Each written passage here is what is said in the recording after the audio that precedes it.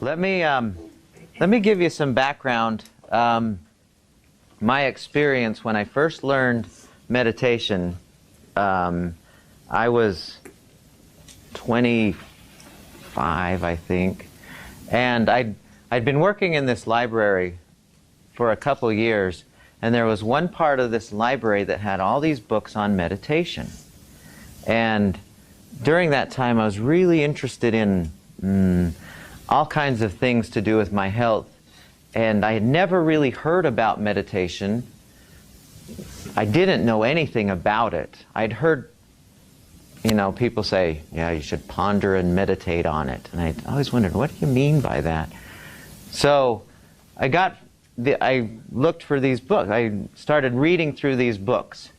And all of them spoke about the benefits, or they were more philosophy, but they all spoke about the benefits. And I'll tell you some of these studies that they did on people who meditated. Here's one example we filled the book with a lot of good studies, but there was one study that was really fascinating to me. That kind of went like this. They had people who were hooked up to an electroencephalograph, measures brainwave activity, right? And essentially, we have, during our days and nights, we go through, or we have pretty much 4 different levels of brainwave activity. Kind of looks like this. We have beta. In other words, when you're hooked up to the electroencephalograph, which you can't fake, you can't like, oh, I'm going to trick this. It just measures what's going on with your brainwaves. We have beta, which is like most of us are now, quite alert and awake.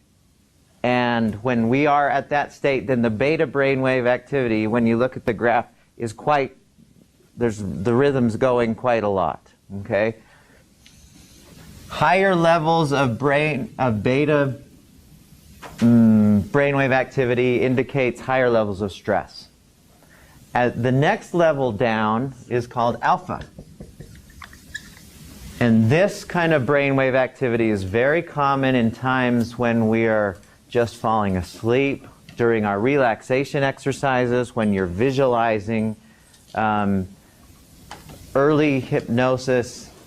So this is kind of when we're in this stage, they say our mind works the best for learning, for example. And then we have 2 lower levels of brainwave activity, theta and delta.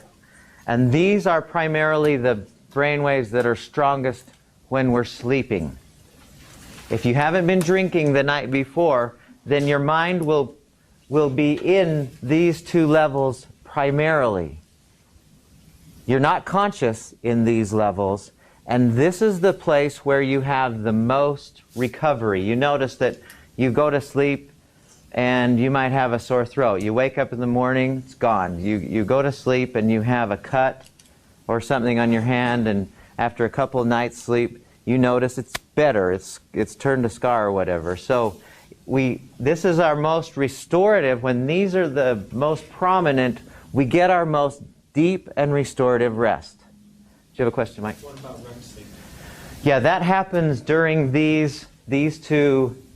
When we're in REM sleep, we're usually strongest in these 2 brainwave activities. That was beta.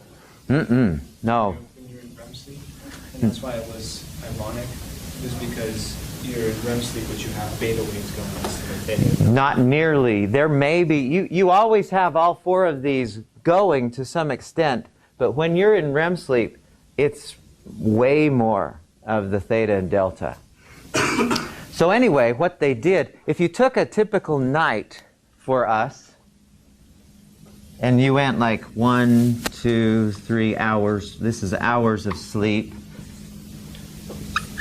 and we were so lucky to get 8 hours, let's say, it usually takes about 2 hours for you to get into this level of theta and delta. And then during the night, those are the strongest throughout the evening or throughout the night of sleeping, those are your strongest brain. Those are the ones that are most predominant, okay?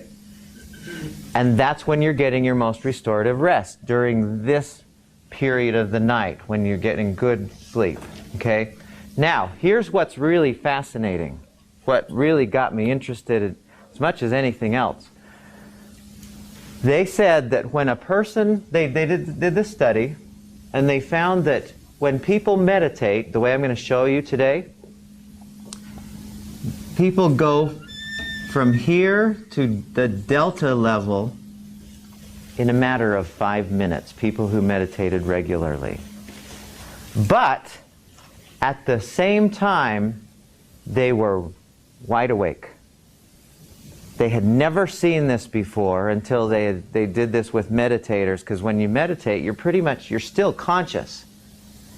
But the brainwave activity, delta and theta brainwave, is cranking right away, which means you can get really restorative rest, tremendously restorative rest in a very little amount of time by meditating the way I'm going to show you.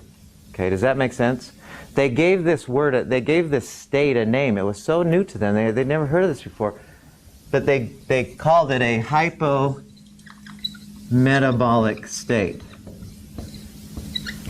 Okay, hypo meaning, what's the prefix hypo? What?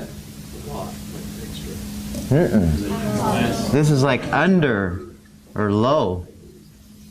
Yeah, hyper is the other one, yeah. Hypo means very low metabolic rate. So, for example, and I'm not saying this to brag, this is my experience with this. There have been times when I'm meditating where I'll check my pulse. You know, I used to meditate with those polar, you know, the things that people who work out, I have a few of those at home. And I would wear one while I meditated. And it checks your heart rate while you work out. Well, I did the same thing when I meditated. My heart rate was 30 beats a minute. You know, and it's normally in the 50s. If you had a heart rate of 30 beats a minute doing normal activity, would somebody be concerned? Oh yeah, they'd be.